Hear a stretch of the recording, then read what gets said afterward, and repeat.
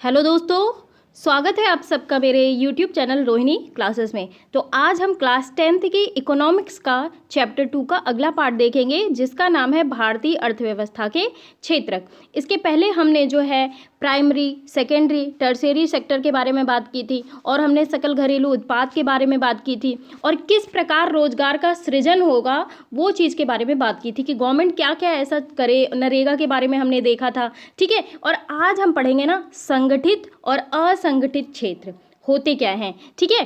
तो चलिए बिना किसी देरी के स्टार्ट करते हैं। तो आगे बढ़ने से पहले हमने पिछले पार्ट में क्या देखा था, इसका रिवाइज करना भी जरूरी है। इसका रिवीजन कैसे होगा, ये जो आपके सामने क्वेश्चन शो हो रहे हैं उसको लगा के। तो चलिए हम पहले क्वेश्चन लगा लेते हैं।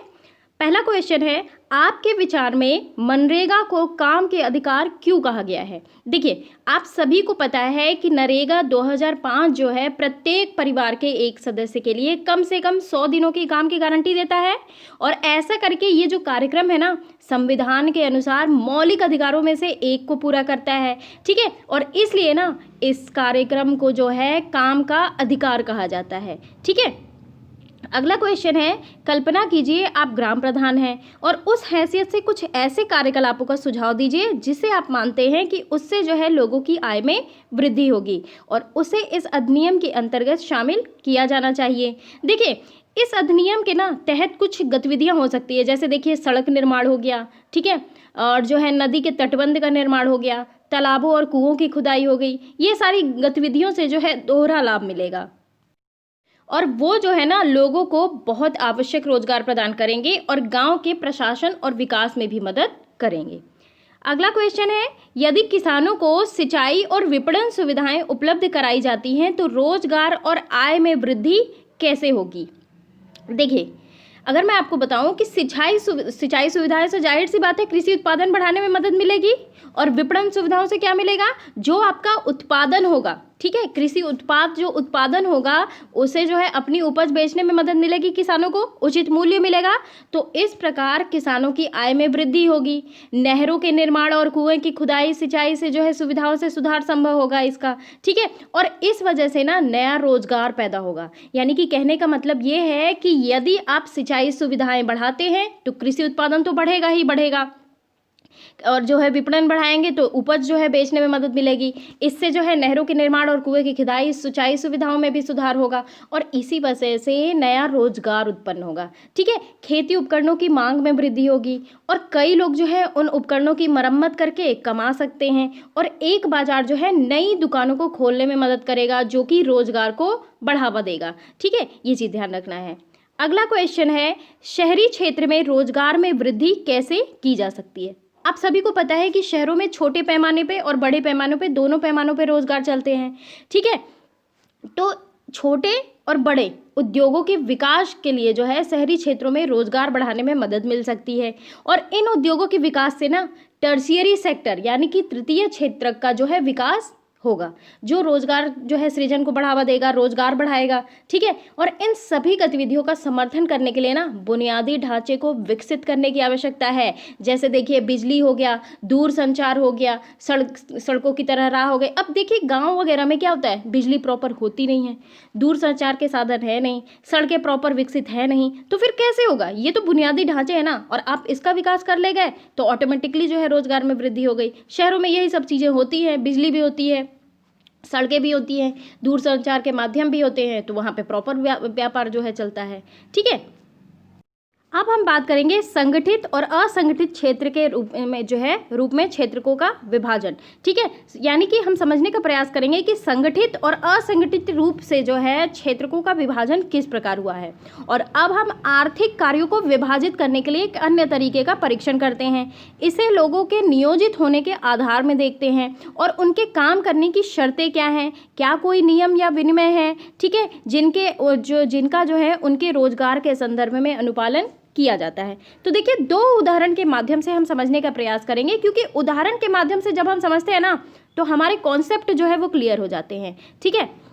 अब ये आपके सामने फिगर आउट हो पा रही होंगी, ये है कांता। कांता एक कार्यालय में काम करती हैं। वह सुबह 9:30 से शाम के 5:30 बजे तक कार्यालय में रहती है। वो नियमित रूप से प्रत्येक माह के अंत में अपना वेतन पाती हैं। वेतन के अतिरिक्त वह सरकारी नियमों के तहत भविष्य निधि भी प्राप्त करती है और उसे चिकित्सकीय और जो है अन्य भत्ते भी मिलते हैं। कांता रविवार को कार्यालय नहीं जाती और इस दिन सवेतन यानी कि वेतन के साथ जो है अवकाश होता है, ठीक है, उस दिन का वेतन भी इन्हें प्राप्त होता है।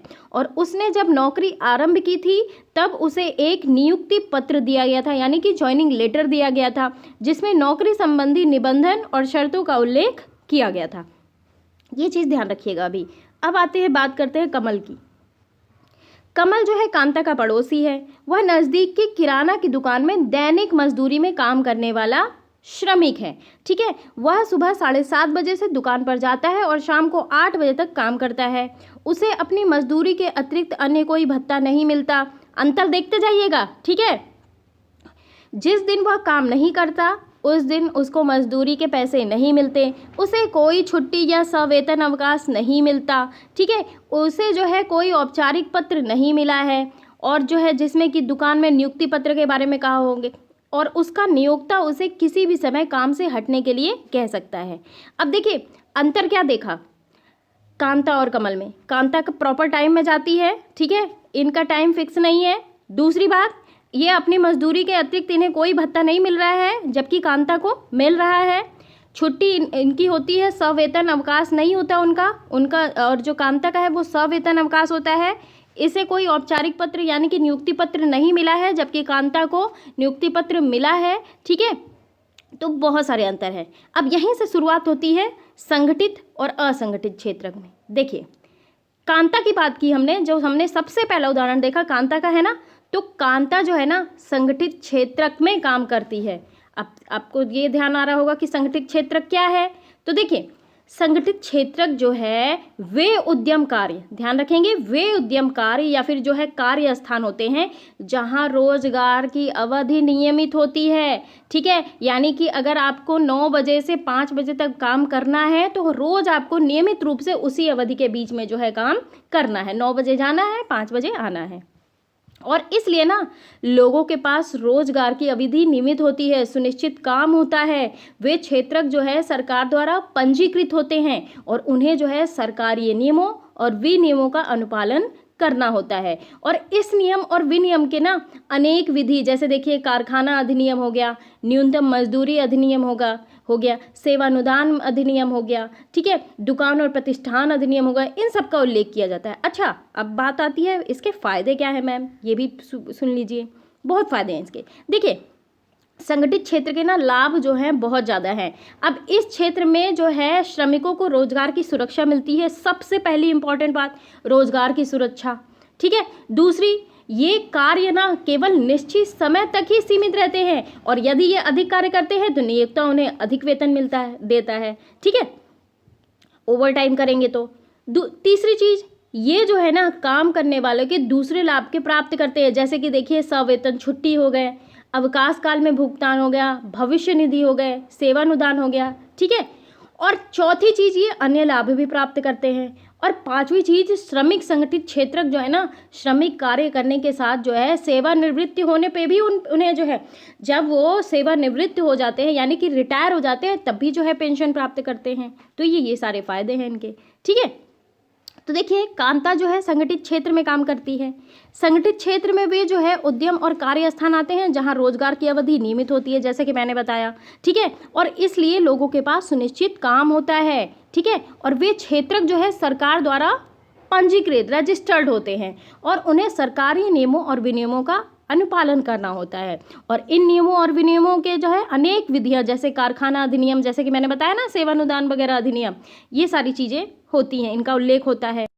तो इसमें जो है कुछ औपचारिक प्रक्रियाएं और कार्यविधि है, ठीक है। कुछ लोग किसी के द्वारा जो है नियोजित नहीं होते बल्कि वे स्वतः ही काम कर सकते हैं, ठीक है, परंतु वे भी अपने को सरकार के समक्ष जो है पंजीकृत रजिस्टर्ड कराते हैं और नियमों और विनियमों का अनुपालन करते हैं, ठीक है। तो संगठित क्षेत्र के कर्मचारी जो है ना, कर्मचारियों को रोजगार सुरक्षा के लाभ मिलते हैं, उन्हें एक निश्चित समय तक ही काम करने की आशा की जाती है और यदि वे अधिक काम करते हैं तो नियोक्ता उन जो है जिन लोगों के भी जो है फादर या मदर गवर्नमेंट जॉब में होंगे तो उन्हें आराम से पता होगा ये सारी चीज़ें, ठीक है। वे नियोक्ता से जो है कई दूसरे लाभ प्राप्त करते हैं। और ये लाभ क्या है? देखिए, सवेतन छुट्टी हो गया, अवकाश काल में भुगतान, भविष्य निधि, सेवानुदान, ठीक है, ये सारी चीज़ें पाते हैं। वे चिकित्सकीय लाभ के हकदार होते हैं, ठीक है। नियमों के अनुसार कारखाना मालिक को जो है पेयजल और सुरक्षित कार्य पर्यावरण जैसी सुविधाओं को सुनिश्चित करना होता है। और जब वे सेवानिवृत्ति हो जाते हैं तो उन्हें पेंशन भी प्राप्त होता है। अच्छा, ये तो हुई संगठित क्षेत्र की बात, ठीक है। अब बात आती है असंगठित क्षेत्र क्या है। असंगठित क्षेत्र, देखिए, कमल जो है असंगठित क्षेत्रक में काम करता है। हमने उदाहरण के माध्यम से कमल का जो है एग्जाम्पल लिया। और असंगठित क्षेत्रक जो है छोटी छोटी और बिखरी इकाइयाँ, यानी कि जो कि अधिकांशतः ना सरकारी नियंत्रण से बाहर होती हैं, से निर्मित होती है। और इस क्षेत्र के नियम और विनिमय जो होते हैं, विनियम तो होते हैं, लेकिन इनका अनुपालन नहीं होता है। और वे ना कम वेतन वाले रोजगार है और प्रायः जो है नियमित नहीं है। यहाँ अतिरिक्त समय में काम करने के ना सवेतन छुट्टी, अवकाश, बीमारी के कारण छुट्टी इत्यादि का कोई प्रावधान नहीं है, कोई भी प्रोविज़न नहीं है। और रोजगार जो है सुरक्षित नहीं है। श्रमिकों को बिना किसी कारण के ना काम से हटाया जा सकता है, ठीक है, यानी कि रोजगार की जो है सुरक्षा भी नहीं देता है ये, ठीक है। और कुछ मौसम में जब काम कम होता है तो कुछ लोगों को जो है काम से छुट्टी दे दी जाती है। और बहुत से लोग जो है नियोक्ता की पसंद पर निर्भर होते हैं, ठीक है। और इस क्षेत्र में ना काफ़ी संख्या में लोग जो हैं अपने अपने छोटे कार्यों, जैसे कि देखिए सड़कों पर विक्रय, ठीक है, देखते होंगे आप लोग जो है ठेले में बहुत सारी चीज़ें बिकती मिलती हैं आपको, है ना। तो सड़कों पर बहुत सारी चीज़ें विक्रय होती है, ठीक है। या फिर मरम्मत कार्य में स्वतः ही नियोजित होते हैं। और इस प्रकार किसान जो है अपने खेतों में काम करते हैं और ज़रूरत पड़ने पर मजदूरी पर श्रमिकों को लगाते हैं, ठीक है। अब थोड़ा सा जो है हम अंतर के माध्यम से समझने का प्रयास करेंगे, संगठित और असंगठित क्षेत्र। सबसे पहले हम अर्थ के रेफरेंस में देखते हैं, ठीक है। क्या हुआ? संगठित क्षेत्र क्या हुआ? हमारे साथ रिवीजन करिए। जिस क्षेत्र में रोजगार की शर्तें तय की जाती हैं, क्या होता है? कर्मचारियों ने काम का आश्वासन दिया है, वह है संगठित क्षेत्र। असंगठित क्षेत्र क्या है? वह सेक्टर जिसमें छोटे पैमाने पर, ठीक है, यूनिट शामिल होती हैं, इसमें छोटी छोटी इकाइयाँ शामिल होती हैं और सरकार के साथ पंजीकृत नहीं है, ठीक है। दूसरा अंतर क्या है? विभिन्न अधिनियम, जैसे देखिए बोनस का अधिनियम हो गया, पीएफ अधिनियम हो गया, न्यूनतम मजदूरी अधिनियम इसमें शामिल है। और इसमें कोई अधिनियम शामिल नहीं है, ठीक है। तीसरा, सरकारी नियम का सख्ती से पालन किया जाता है संगठित क्षेत्र में, और इसमें जो है असंगठित क्षेत्र में सरकारी नियम का पालन नहीं किया जाता, ठीक है। चौथा अंतर क्या है? पारिश्रमिक, यानी कि नियमित मासिक वेतन इन्हें मिलता है संगठित क्षेत्र के जो है कामगारों को, और इसमें असंगठित में दैनिक मजदूरी मिलती है, ठीक है। संगठित क्षेत्र में नौकरी की सुरक्षा मिलती है, लेकिन जो है असंगठित क्षेत्र में नौकरी की सुरक्षा नहीं मिलती, ठीक है। काम करने के घंटे जो है स्थिर होते हैं संगठित क्षेत्र में, और इसमें काम करने के घंटे जो है निश्चित नहीं होते, ठीक है। सातवां अंतर क्या हुआ? ओवर टाइम के लिए जो है श्रमिकों को पारिश्रमिक दिया जाता है, और यहाँ पे ऐसा कोई प्रोविज़न नहीं है, ठीक है। अब देखो, श्रमिकों का वेतन क्या होता है इसमें संगठित क्षेत्र में, जैसा कि सरकार द्वारा निर्धारित किया जाता है। और असंगठित क्षेत्र में सरकार द्वारा वेतन जो है नहीं निर्धारित किया जाता है, वहाँ के नियोक्ता जो है वो निर्धारित करते हैं, ठीक है। वेतन में वृद्धि कभी कभी, और असंगठित क्षेत्र में शायद ही कभी, ठीक है। यानी कि जब बहुत ज़्यादा फायदा हो जाता होगा जो है असंगठित क्षेत्र के लोगों को, तो वो जो है वेतन में वृद्धि शायद करते हो, लेकिन कंपलसरी नहीं है, ठीक है। अगला अंतर है लाभ का अनुपालन, यानी कि कर्मचारियों को चिकित्सा सुविधा, पेंशन, अवकाश, यात्रा मुआवजा, ये सारे लाभ मिलते हैं, लेकिन असंगठित क्षेत्रों के लोगों के लिए जो है ये नहीं दिया जाता, ठीक है। तो आई होप जो है आप अंतर पूरी तरीके से समझ गए होंगे, संगठित क्षेत्र क्या है और असंगठित क्षेत्र क्या है। अब बात ये आ रही है कि असंगठित क्षेत्र के जो श्रमिक हैं उनका संरक्षण हो कैसे, इस पे भी तो बात आनी चाहिए ना। तो देखिए, संगठित क्षेत्र में जो है अत्यधिक मांग पर ही रोजगार प्रस्तावित करता है, लेकिन संगठित क्षेत्र में रोजगार के अवसरों में अत्यंत धीमी गति से वृद्धि हो रही है, ठीक है। यह भी आमतौर पर पाया जाता है कि संगठित क्षेत्र जो है ना असंगठित क्षेत्र के रूप में काम करते हैं। वे ऐसी रणनीति जो है कर वंचन और श्रमिकों के संरक्षण प्रदान करने वाली विधियों के अनुपालन से बचने के लिए जो है अपनाते हैं। अब इसका परिणाम क्या होता है, बहुत से श्रमिक जो है असंगठित क्षेत्र में जो है काम करने के लिए विवश हुए हैं। अब देखिए, जहाँ बहुत कम वेतन मिलता है उनका जो है प्रायः शोषण किया जाता है और उन्हें उचित मजदूरी नहीं दी जाती, ठीक है, और उनकी आय जो है ना कम है और नियमित नहीं है और इस रोजगार में संरक्षण नहीं है और ना ही इसमें कोई इन्हें लाभ मिलता है। अब जैसे देखिए, सन 1990 में ये भी देखा गया कि संगठित क्षेत्र के बहुत अधिक श्रमिक जो है अपना रोजगार खोते जा रहे हैं। तो ये लोग ना असंगठित क्षेत्र में जो है कम वेतन पर काम करने के लिए विवश हैं, यानी कि असंगठित क्षेत्र में ना और अधिक रोजगार की जरूरत के अलावा श्रमिकों को संरक्षण और सहायता की भी आवश्यकता है, ठीक है, ये चीज़ ध्यान देने वाली बात है। अब बात आती है, ये लाचार हैं कौन, कौन है ये लाचार जिन्हें संरक्षण की आवश्यकता है। देखिए, ग्रामीण क्षेत्रों में असंगठित क्षेत्र मुख्यतः जो है भूमिहीन कृषि श्रमिकों, छोटे और सीमांत किसानों, फसल बटाईदारों, ठीक है, कारीगरों, जैसे कि देखिए बुनकर, लोहार, बढ़ई और सुनार से रचित होता है। और भारत में लगभग 80% ग्रामीण परिवार जो है ना छोटे और सीमांत किसानों की श्रेणी में आते हैं, ठीक है। और इन किसानों को ना समय से बीज चाहिए, कृषि उपकरण, शाख भंडार सुविधा, विपणन केंद्र की पर्याप्त सुविधा उपलब्ध कराने की ज़रूरत है, तभी तो उत्पादन कर सकेंगे ना। और शहरी क्षेत्रों में जो है असंगठित क्षेत्र में मुख्यतः जो है लघु उद्योगों के श्रमिक, निर्माण, व्यापार, परिवहन में कार्यरत आकस्मिक श्रमिक और जो है सड़कों पर विक्रेता का काम करने वाले, सिर पर बोझा ढोने वाले श्रमिक, ठीक है, और वस्त्र निर्माण करने वाले, कबाड़ उठाने वाले से रचित हैं, ठीक है। तो लघु उद्योगों को भी ना कच्चे माल की प्राप्ति और उत्पाद के विपणन के लिए, यानी कि बाजार के लिए, व्यापार के लिए जो है सरकारी मदद की आवश्यकता होती है। और आकस्मिक श्रमिकों को जो है शहरी और ग्रामीण दोनों क्षेत्रों में संरक्षण दिए जाने की ज़रूरत है, ठीक है। हम ये भी देख पाते हैं ना कि बहुत बड़ी संख्या में श्रमिक जो है अनुसूचित जाति, जनजाति और पिछड़ी जातियों से हैं, जो कि असंगठित क्षेत्र में रोजगार करते हैं, ठीक है। तो ये जो श्रमिक है ना, ये अनियमित कम मजदूरी पर काम करने के अलावा ना सामाजिक भेदभाव के भी शिकार होते हैं। ये मैंने कई वीडियो में बताया है कि बेसिकली अगर मैं बात करूँ कि देखिए जो है मेहतर वगैरह जो होते हैं, स्वीपर वगैरह होते हैं, ये जो छोटे छोटे काम होते हैं बहुसंख्यक में अनुसूचित जाति, जनजाति और पिछड़ी जातियाँ होती हैं, ठीक है। तो इन्हें ये काम तो करना ही पड़ता है, प्लस इन्हें जो है सामाजिक भेदभाव का भी शिकार होना पड़ता है, ठीक है, कि ये मत छुओ, हमारा ये मत छुओ, ये मत करो, वो मत करो। इन्हें जो है गंदी गंदी जो है लैंग्वेज से पुकारा जाता है, ठीक है। तो इन्हें जो है ना अतः जो है आर्थिक एवं सामाजिक विकास के लिए इन असंगठित क्षेत्र में ना श्रमिकों को संरक्षण और सहायता देना अनिवार्य है। अब यहाँ पे कुछ क्वेश्चन दिए हुए हैं, हम ये पढ़ चुके हैं तो हम क्वेश्चन लगाएंगे अब, ठीक है। तो देखिए, इसमें ये बताना है, उदाहरण दिए हुए हैं कौन से असंगठित क्षेत्र की गतिविधियाँ हैं। तो सबसे पहला देखिए, विद्यालय में पढ़ाता एक शिक्षक, तो क्या ये असंगठित क्षेत्र है? नहीं, ठीक है। दूसरा है, बाजार में अपनी पीठ पर सीमेंट की बोरी ढोता हुआ एक श्रमिक, तो ये बिल्कुल असंगठित क्षेत्र का है, ठीक है, गतिविधि। तीसरा है, अपने खेत की सिंचाई करता एक किसान, तो ये भी जो है असंगठित क्षेत्र का नहीं है, ठीक है। तीसरा है, अस्पताल में मरीज का इलाज कराता एक डॉक्टर, तो ये क्या है? ये भी जो है संगठित क्षेत्र के हैं, ठीक है।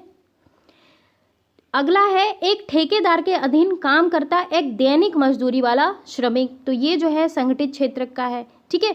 एक बड़े कारखाने में काम करने जाता एक कारखाने का श्रमिक, तो ये क्या है?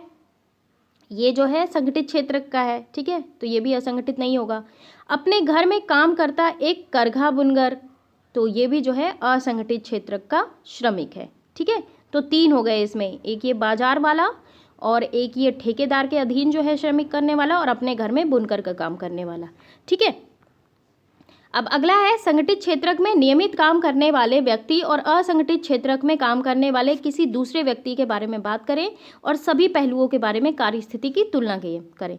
अब जैसे कि हमने अंतर के माध्यम से देख ही लिया है कि जो है ऑर्गेनाइज सेक्टर यानी कि संगठित क्षेत्र के वर्कर जो है गुड सैलरी मिलती है उन्हें, ठीक है। गवर्नमेंट जो है उन्हें रोजगार की सुरक्षा भी प्रदान करते हैं। अगर असंगठित क्षेत्र में जाएंगे तो उन्हें जो है पुअर सैलरी यानी कि कम सैलरी मिलती है, ठीक है, इन कंपैरिजन टू गवर्नमेंट जो है जॉब के, ठीक है। और उन्हीं में जो है उन्हें रोजगार की सुरक्षा भी नहीं मिलती, ठीक। अगली बात अगर करेंगे संगठित क्षेत्र की, तो उन्हें जो है 8 घंटे काम करना होता है, लेकिन असंगठित क्षेत्र को 10 से 12 घंटे काम करना होता है, और अगर एक्स्ट्रा काम की ज़रूरत होती है तो वो जो संडे को भी आना होता है उन्हें। ठीक है, संगठित क्षेत्र के लोगों के लिए हॉलीडेज़ होते हैं, लेकिन जो है असंगठित क्षेत्र के लिए जो है कम ही हॉलीडेज़ होते हैं, लेकिन उसका वेतन नहीं मिलता है। ठीक है, ऐसे ही बहुत सारी चीज़ें हैं जैसे कि मैंने आपको बताया है अंतर के माध्यम से। ठीक है, अगला यही है भी कि अंतर बताइए। ठीक है, अंतर हम देख चुके हैं। ठीक है, आप जो है अंतर देख लीजिएगा, मैंने जो है आपको अंतर बताया है पहले ही। ठीक है, और ये है संगठित और असंगठित क्षेत्र में भारत के सभी श्रमिकों की अनुपातिक संख्या नीचे दी गई है सारणी में, और सारणी को सावधानी से पढ़ें और विलुप्त आंकड़ों की पूर्ति करें। अब जैसे देखिए यहाँ पे 1 दिया हुआ है, इसका टोटल 232 दिया हुआ है। ठीक है, तो 231 कर देंगे, 231 प्लस कर देंगे तो यहाँ जो है 232 आ जाएगा, और इसी प्रकार यहाँ पे भी जो है प्लस कर दिए तो इतना हो गया। ठीक है, यहाँ पे 4088 प्लस करिए तो 172 आ जाएगा। अब यहाँ पे देखिए, यहाँ पे क्या प्लस करें तो यहाँ पे कितना आए। ठीक है, ये भी चीज़ आपको देखना है, और यहाँ पे जो है इन सब को जो है प्लस कर देंगे, योग कर देंगे, यहाँ इनका योग हो जाएगा, यहाँ पे जो है इनका योग हो जाएगा, और यहाँ पे निकलना चाहिए 100%। ठीक है, इस टेबल को आप स्वयं भी करिए। और अगला क्वेश्चन है, क्या आप सहमत हैं कि कृषि जो है असंगठित क्षेत्र की गतिविधि है? क्यों? देखिए, अगर हम एग्रीकल्चर के बारे में बात करेंगे तो there is a blood line between employers and employees. ठीक है, तो अगर आप एज्यूम करिए कि एक फार्मर है या फिर जो है लेबर है जो काम करता है अपने खेत में, या फिर एम्प्लॉय जो है काम करता है अपनी कंपनी में, तो वर्कर्स जो है अपनी फैसिलिटी फिक्स्ड आवर होनी चाहिए। ठीक है, यानी कि काम का एक प्रॉपर घंटा होना चाहिए। ठीक है, और ये जो है ना, ये जो है एक एडिक्वेट वेजेस मिलना चाहिए इनको। ठीक है, और सोशल सिक्योरिटी भी जो है प्रेजेंट होनी चाहिए, और एग्रीकल्चर में जो है अनऑर्गेनाइज्ड सेक्टर भी जो इंक्लूड होना चाहिए। ठीक है, इसलिए अगले बात करेंगे, यदि हम संपूर्ण देश पर नज़र डालते हैं तो हम पाते हैं कि भारत में 7% श्रमिक जो है असंगठित क्षेत्र में है, और भारत में लगभग जो है 93% श्रमिकों को ही संगठित क्षेत्र में रोजगार उपलब्ध है। सॉरी, मैंने उल्टा बोल दिया, यहाँ पे 93 जो है अनऑर्गेनाइज सेक्टर में है, और 7% जो है वो संगठित क्षेत्र में है। ठीक है, तो ये चीज़ आप ध्यान रखेंगे। तो अगले वीडियो में हम जो है और नई चीज़ें लाएंगे, और जो है नए तरीके से देखेंगे, क्योंकि इकोनॉमिक्स जो है ना, छोटे छोटे टर्म्स जो हैं वो समझना आपके लिए इंपॉर्टेंट हो जाता है। ठीक है, तो हम जो है छोटे छोटे टॉपिक ही लेके चलेंगे, लेकिन हम अच्छे से समझने का प्रयास करेंगे। तो आई होप आपको ऑर्गेनाइज्ड और अनऑर्गेनाइज्ड सेक्टर के बारे में पता चल गया होगा। संगठित और असंगठित क्षेत्र के जो है अंतर के बारे में भी मैंने बताया आपको, तो आपको समझ में आ गया होगा। तो कैसा लगा मेरा ये वीडियो ज़रूर आप मुझे कमेंट बॉक्स में बताएं। चैनल को सब्सक्राइब ना किया हो गाइस तो ज़रूर कर ले, और गाइस शेयर कर दिया करिए। ठीक है, और जो है लाइक कर दिया करिए और कमेंट भी कर दिया करिए। Thank you very much.